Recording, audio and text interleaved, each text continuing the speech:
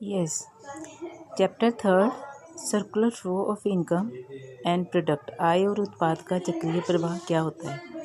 ठीक है, स्ट्रक्चर इसका क्या है। इसका स्ट्रक्चर अर्थव्यवस्था के विभिन्न क्षेत्रों का अध्ययन की प्रकृति की दृष्टि से एक अर्थव्यवस्था का कई क्षेत्रों में वर्गीकरण किया जा सकता है।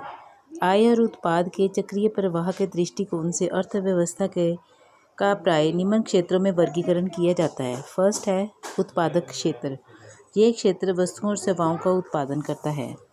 परिवार या गृहस्थ क्षेत्र, हाउस होल्ड सेक्टर, ये जो क्षेत्र है ये वस्तुओं और सेवाओं का उपभोग करता है।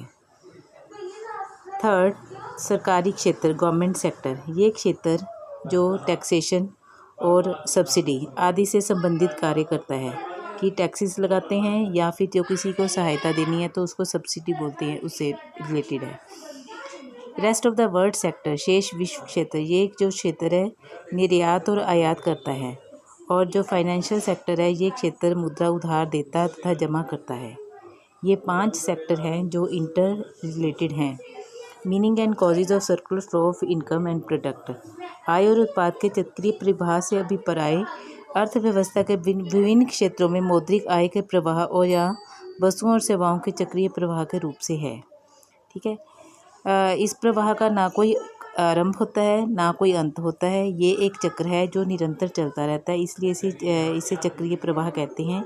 इसके 2 मुख्य कारण हैं कि किसी एक दिशा में होने वाले वस्तुओं और सेवाओं के प्रवाह के साथ साथ उससे विपरीत दिशा में मुद्रा का प्रवाह होता है। परिवार क्षेत्र से साधन सेवाओं के प्रवाह के साथ साथ उत्पादक क्षेत्र की से परिवार क्षेत्र की ओर साधन भुगतानों जैसे लगान, मजदूरी। जैसे परिवार क्षेत्र से जैसे जो है पैसे खर्च करते हैं और जो अपनी जो साधन सेवाओं के प्रवाह के साथ साथ उत्पाद क्षेत्र से परिवार क्षेत्र की ओर साधन भुगतान जैसे लगान, भूमि का लगान, जैसे मजदूरी मिलती है, मजदूर को मजदूरी मिलती है, जहाँ हम पैसा जो खर्च करते हैं उसके ऊपर ब्याज देते हैं, जहाँ जो प्रॉफिट होता है उसका प्रवाह होता है। एक क्षेत्र को जो प्राप्तियां मिलती हैं वो दूसरे क्षेत्र को किए जाने वाले भुगतान के बराबर होती हैं। यही प्राप्तियां भुगतानों से कम है या ये भुगतान प्राप्तियों से कम है तो चक्रीय प्रवाह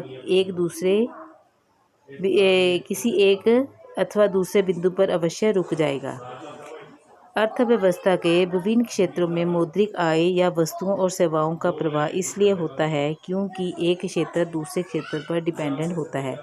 गृहस्थ वस्तुएं एवं सेवाओं की पूर्ति के लिए उत्पादकों पर निर्भर करते हैं एवं उत्पादक जो है उत्पादन के साधनों के लिए गृहस्थों पर निर्भर करते हैं। एक दूसरे के ऊपर इंटरडिपेंडेंस है। इसी को हम आय का और उत्पाद का चक्रीय प्रवाह कहा जाता है।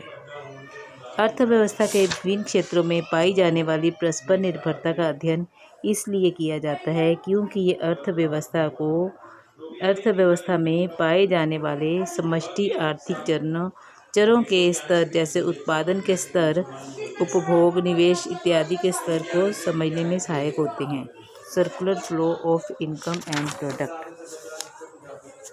Circular flow of income and product. आय के चक्रीय प्रवाह का अध्ययन 2 प्रकार के दृष्टिकोणों से किया जाता है। एक प्रवाह तो वस्तुओं और सेवाओं के रूप में होता है और इसे हम कहते हैं रियल फ्लो, और जो दूसरा प्रवाह है जो मुद्रा के रूप में होता है उसे मौद्रिक प्रवाह कहा जाता है। Concept of money flow and real flow. Real flow आय के वास्तविक प्रवाह से अभिप्राय ये है कि परिवार क्षेत्र द्वारा प्रदान की गई उत्पादन के साधनों की सेवाओं का प्रवाह उत्पादक क्षेत्र की ओर होता है और उत्पादक क्षेत्र द्वारा उत्पादित वस्तुओं और सेवाओं का प्रवाह जो है परिवार क्षेत्र की ओर होता है। ये दोनों क्षेत्र निम्न प्रकार से एक दूसरे के ऊपर डिपेंडेंट हैं। उत्पादक क्षेत्र परिवार क्षेत्र को वस्तुओं और सेवाओं की पूर्ति करता है और जो परिवार क्षेत्र होता है वो उत्पादन के साधनों की पूर्ति उत्पादक क्षेत्र की ओर करता है। ये दोनों की इंटरडिपेंडेंस है, ये इन दोनों की।